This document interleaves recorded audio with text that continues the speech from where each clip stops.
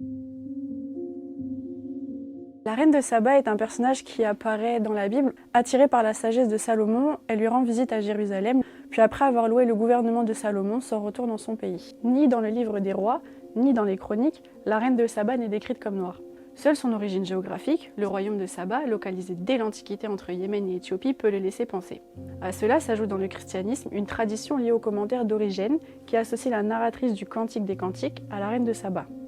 La tradition consistant à représenter la reine de Saba en femme noire est attestée dans l'art occidental, mais elle l'est néanmoins rarement. En revanche, au XIXe et au début du XXe siècle, les pasteurs africains-américains s'efforcent d'identifier comme noirs de nombreux personnages bibliques. Cette insistance sur la couleur de peau cherche à inverser le stigmate religieux sur les personnes de couleur et justifiant l'esclavage. L'objectif est de montrer des personnages noirs au rôle positif au sein du récit biblique. Généralement, il procède au travers des origines des personnages. La reine de Saba est l'une des premières figures bibliques à être mobilisée par les pasteurs africains-américains.